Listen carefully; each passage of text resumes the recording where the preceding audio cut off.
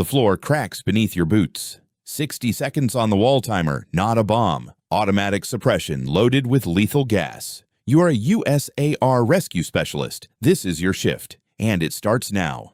6 in the morning. Commander pins a residential block map on the wall. Gas leak. Elevated readiness. One detail changes everything before you even leave base. Children may be trapped inside. The convoy clears the gate. The radio fires immediately. Someone hammering inside a sealed basement. You enter the stairwell. Half the structure has collapsed. Your thermal imager shows a heat signature below. You crack the basement door, then the floor splits. You leap across a rebar-lined gap. Thermal imager shows a shape behind a door. You kick it open. Empty. A mirror reflection. A ruptured pipe explodes left of you. Scalding steam drops visibility to 0 in seconds. You hear something. Not from the walls, not from below. It comes from under your feet. You freeze. Hollow core slab. One wrong step, and your weight collapses onto whoever is beneath. You work the spreader along the edge, keep weight off-center, and lift. A hand reaches up. A child and woman are pulled clear. The ceiling lets go behind you. Team pulls back fast. Outside, the crowd shouts 2 floor numbers. A woman points both ways. You pick one and move. You stop halfway up. On the step ahead of you, a single child's shoe. You look inside the shoe. There is blood. Your pace does not change. You move faster. You breach the door. A woman lunges with a shard. Gas has driven her into panic. You control her without harm. You call her name, steady volume, until she stops. Every window opens. Your partner carries her out. You search every smoke-filled room for the child. Every room is empty. Through smoke, you hear a dog barking, then a child's cry from the next apartment. The child is behind the dog next door, not where the crowd pointed. You carry him. Back inside, the thermal imager flashes a critical error and goes dark. You are working blind now. Your oxygen sensor vibrates. Shattered AC units have filled the air with refrigerant. O2, 14%. Radio contact breaks apart. You switch to the backup channel and call for your reserve team. Your backup torch jams from dust. You press a hand to the wall and read its vibration. A voice cuts through. Ammonia from the ground floor store. First floor is now a chemical hazard. Team reroutes around the ground floor entirely. Manual mode only. Crowbar and sledgehammer from here. The hidden fire in the wall partition is isolated. Broken tool is left. You keep moving forward. Team steps out to regroup. Base confirms what you already suspected. Structure is critically unstable. Weather shifts hard. Hail, 50-mile-an-hour wind. The explosion left the roof torn wide open. Rainwater hits exposed corridor wiring. An electrical arc tears across the full width of the hallway. You drop low and crawl under live wires through the water. Your mask starts fogging from inside. You reach the roof. Every gust snaps the safety rope taut. Wind tears the tarpaulin free twice. A roof section cracks under your boot. You shift your weight to the rope and keep going. The breach is sealed. You descend the external fire ladder. Every step is slicked with rain. The electrician manually cuts the panel. Arc threat eliminated. Rain keeps falling and visibility drops further. Commander widens the perimeter. The saturated foundation puts the outer wall at risk of progressive collapse. New call, driver pinned under a fallen tree next door. Team splits, 2 there, 3 here. The hydraulic tool bites the door frame, then locks halfway. Mechanism jammed, will not release. Chainsaw is out. Fuel leaks from the tank. One spark and this whole scene ends differently. Fire cuts your route back. Your sub-team is now isolated and working with 0 backup. You climb onto the adjacent rain-soaked ledge and edge across. Concrete flexes under your weight. Concrete breaks free beneath you. You reach position and work the backup ram into the frame. Driver is extracted. A spinal board is applied on wet ground in the rain. By the numbers.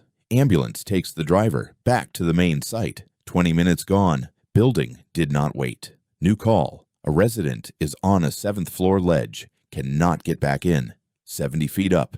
You gear up for heights, enter the neighboring apartment, and exit through the window above the ledge. Your gas analyzer beeps nonstop. Ammonia has risen 7 floors. Backup cylinder is no longer optional. His name, slow and even. Look at the wall, not down. The safety loop descends toward him.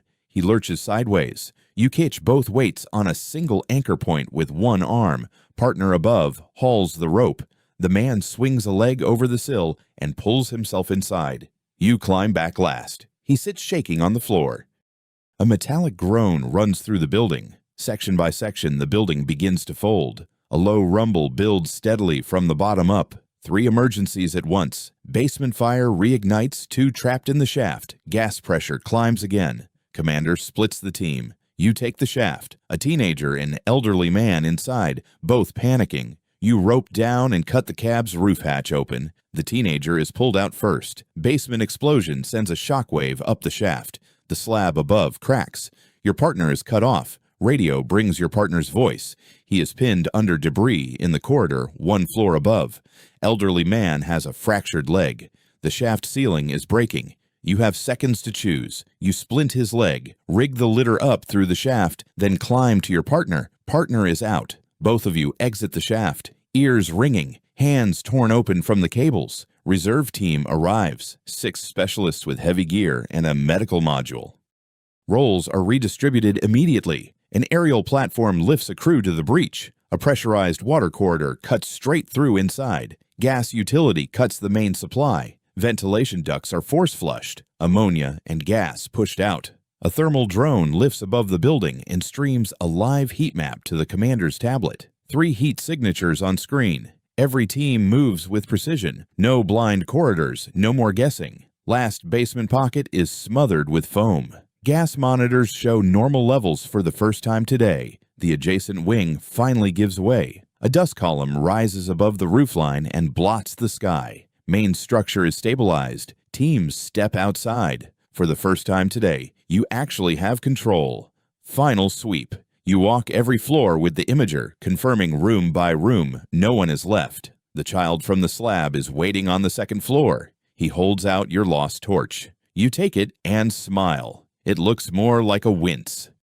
Closest thing to rest today. Commander gathers the team. 13 people out alive. 0 fatalities. No one says a word. You pull off your gloves. Rubber fused to your skin from refrigerant. Burns left are unnatural blue. A medic works on your hands at the vehicle. Several teammates carry burns and blunt trauma. Debrief on the truck hood. Commander flags the hydraulic failure. Every vehicle needs full spares now. You write the incident report on the hood in the rain. Every decision documented. Every call recorded. A radio bulletin names the cause. Construction violations signed off by a certified building inspector. You hand in your gear. Jacket torn, helmet cracked, gloves gone. Everything logged into the record. Convoy rolls to base. City wakes up. Morning traffic, people with coffee, traffic lights going green. Back at base, team eats in silence at the common table. Nobody talks about the shift.